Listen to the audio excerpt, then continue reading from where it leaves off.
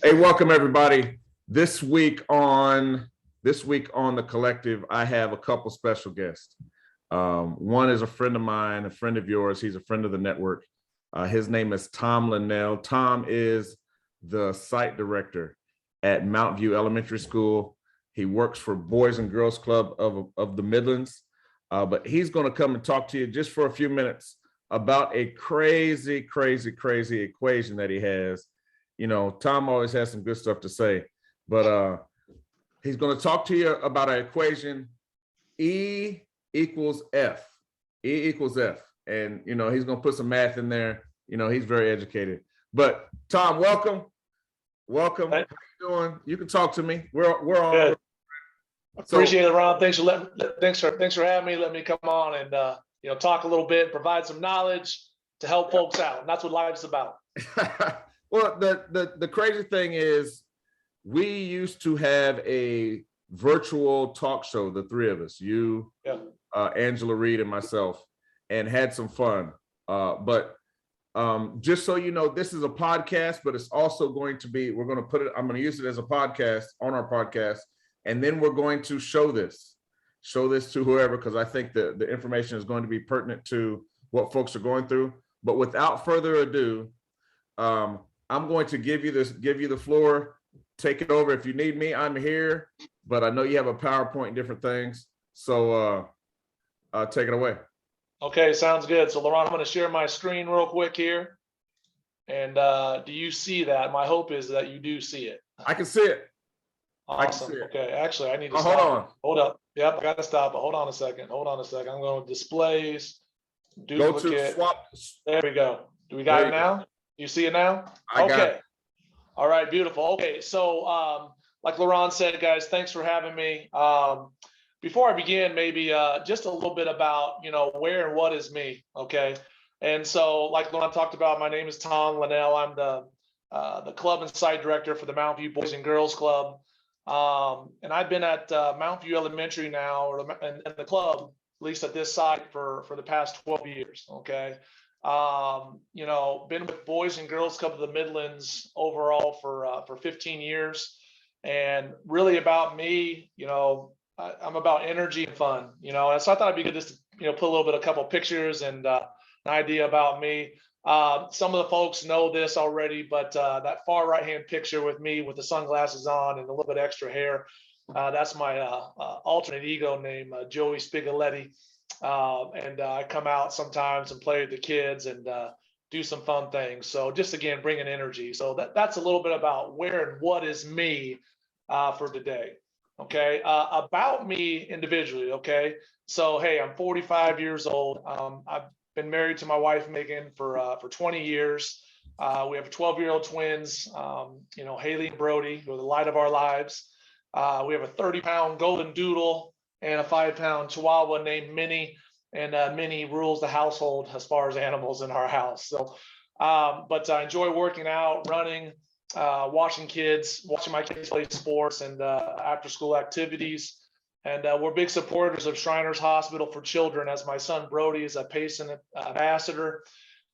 Quick story, real fast. Basically, 3 years ago, my son had his left leg lengthened through the blessings and opportunities through Shriners Hospital. And when he was born, it's called fibular hemimelia. It's basically his left leg is shorter than his right. Always had to wear like a boot on the bottom of his leg to make it even. Well, Shriners now made his legs even, and so he's in full recovery and doing his thing. So very, very proud of Shriners. And a little bit about me too. Hey, I love 80s music, and I like some old school hip hop. And those of you who watched the recent Super Bowl with Dre and Snoop and 50, that's kind of like my era of old school hip hop. So again, that's a little bit about me. And thanks, Laurent, for letting me come on today and talk about my formula, or the formula I've learned, and be able to represent Boys and Girls Club at the same time. So, okay, so again, why we're here today, again, a little bit about what's excellence, what is freedom, and that beautiful, beautiful formula called E equals F, right? Excellence equals freedom, okay? So it kind of got me thinking a little bit as far as, what exactly is excellent.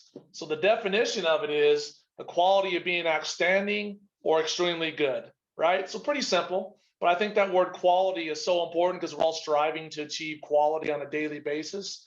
And so, again, it ties in so well to what E equals F, is. So moving with that, right? How does one become outstanding or extremely good? Okay, so in my opinion, it comes down to two things. The first thing is experiences, right? Hopefully, we all learn and grow from those things. But two, also our failures. Okay, I think they both go hand in hand and really kind of set the direction and course of E equals F, right? So I brought up into somebody I think that I really study history quite a bit, and so I'm a big fan of Abraham Lincoln, right? And why I am too is just I look about that time frame of what life was like.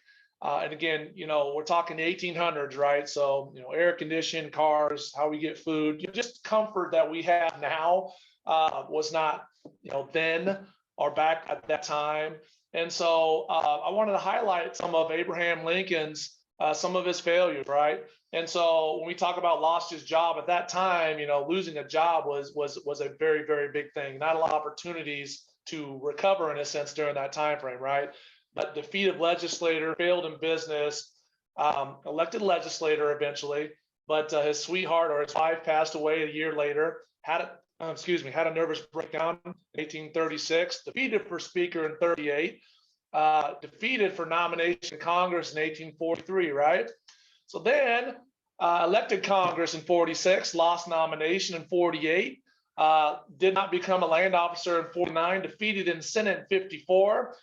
Defeated for the nomination in 56 for vice president, and again defeated for Senate in 1858, right? So a lot of failures, I think, led up to success, which to me, I think helped him become president in 1860, which he led our country through two of our greatest crises, which is the American Civil War and ended slavery. So then it got me thinking, if we have an incredible person like Abraham Lincoln and historic as he is, why not share some of my failures, right? Just kind of put it out there. And some of these people, some people might know them, some people may not, but I feel it's important to share. Hey, I was the head men's basketball coach at York College in York, Nebraska from 2007 and 2009. My contract wasn't renewed after 2 years. And I learned a big thing during that time called culture, right? And I didn't understand it, I didn't know how to assess it. And it's a big reason why I failed. But it really wasn't a great time in my life at that time. So big time failure. My wife and I, Megan, we lost 3 children during the time that we've been together, all 3 through miscarriage. In fact, our twins, Haley and Brody, at one time were triplets. And so Carson was actually a triplet at that time, and unfortunately didn't make it. And without question, tragic moments in our time, without question. But work-wise, I've been a club director for the past 12 years, and there's been plenty of times that I've failed, from wrong hires to family nights, field trips, parents upset, child no longer comes to the club for whatever reason it may be, evaluations, surveys didn't get done, whatever it might be. For past 12 years, there's been some failure, right? But I believe, because of those failures or that adversity that I just mentioned, again, I'm not putting myself in Lincoln territory, President Lincoln territory, but I can relate a little bit about how sometimes that failure and adversity, I believe, has prepared me for success. Okay, and understand, E equals F is understanding about, excellence is not absence of discomfort. Okay, it's going to happen. There's going to be some failures. There's going to be some troubles along the way. And again, it's going to happen. There's going to be some discomfort, right? But when there's discomfort, that's when positive learning is happening.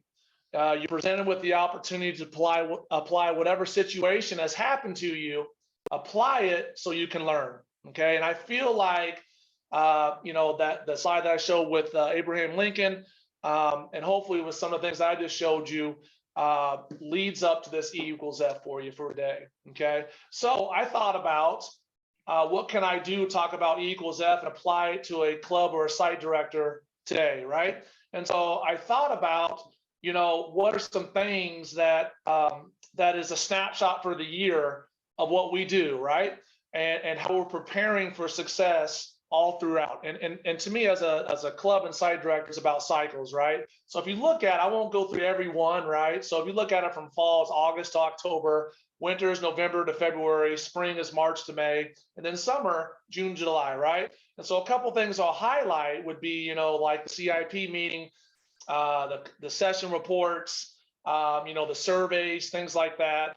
And again, prepping for summer with schedules. Those are kind of some things that are some big things that happen, but this is overall, some cycles that, happen quite a bit in order for us to be successful as, club and site directors. So I thought it'd be important to talk about those again, just to understand the E equals F formula, because both go hand in hand. Okay. So again, at the same time, you have a daily routine, right? And so I just want to highlight some of the things that I do as well, from checking email. You do it daily, right? And this is one thing about being excellent with your job, is it should happen all throughout your day, right? If you're a type of person that only answers email maybe from 11 to noon, you probably want to switch that up to be excellent, right? Additionally, meetings, right? You might have agency meetings with your agents, with agency managers, CFY, teachers, providers, staff meetings, whatever it might be. And that there's a way at times you can be creative. It doesn't always have to be in person anymore, through Zoom, Teams, or Google. Definitely utilize that, right? Programming, preparing your site for the day with purchasing supplies, prepping the supplies for the part-time staff and when they arrive, right? Orientations, you might provide new members parent orientations before they can attend. And again, all of us should have a wait list of what's going on, or so they can come into the building when somebody happens to move away or might have to stop from coming to your site or club. Recommended orientation, trainings, agency, CFY, OPS, whatever those trainings might be, that might be something that's happening. I know it does for me, a snapshot of a day each day. And then flat out just get her done. Whatever is due for that day needs to be completed. You got to get it done before you serve kids, right? And the final thing I put on there is, you time, right? You want to take at least 15 to 30 minutes of you time each day, so you can, maybe read a chapter on leadership, eat lunch, watch funny memes, because you got to kind of decompress a little bit, right? When you come to work, you're doing all these things, you kind of know what needs to be done, but then you got to transition into a director. And so sometimes you just got to take that you time in order for that to successfully to happen. Okay. Additionally, you got to know what freedom means, right? And so I put that definition up there, but I just highlighted kind of something that I think in red there that applies to what we're talking about today. So again, I'll read it. An act or change with constraint, or to possess the power and resources to fulfill one's purpose. Okay. Again, think of that word purpose. Okay. So with that, when you're excellent at your job, you will set the direction and tone of things within your organization, right? So in other words, how you do things, you'll be asked to be sharing these things with others, right? It might be in a meeting, you might be called out, hey, can you share this, share that, whatever it might be, right? You're the go-to of important decisions, as people will value your opinion.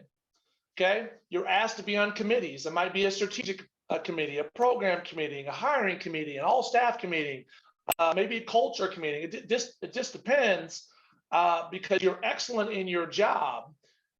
People are going to want to know more about you. Okay, and then you own the position, right? You might be Mr. or Mrs. or Miss, and I put it, insert your site name in there. Like for me, I am Mr. Mountain View. My parents come to me for any and all things, because I feel like I own the position. Okay, I feel like I'm excellent with it. I'm preparing, I'm always learning, and I want to provide the very best opportunity for kids here. Okay, so with that being said, okay, so again, you have peace of mind. Freedom is knowing you have peace of mind that you've done the very best and you're capable of becoming. You can walk out of your club or site each night knowing you did the very best. It allows you to live with the results. Okay. And so just a quick snapshot, my friends, that is what E equals F. excellence equals freedom and peace of mind. And that's what I have, Laurent. Wow. Wow. Tom, that was Lot to quick. unpack, maybe. That was quick. That was easy. That was efficient. I'm going to let Equacia come. I'm going to keep recording. I'm going to let Equacia come into the room. That was excellent. I do thank you. As we transition, and I give this back over to Hello. give this back over. That was good. Hi, Equacia. I'm going to stop recording real quick. I'm going to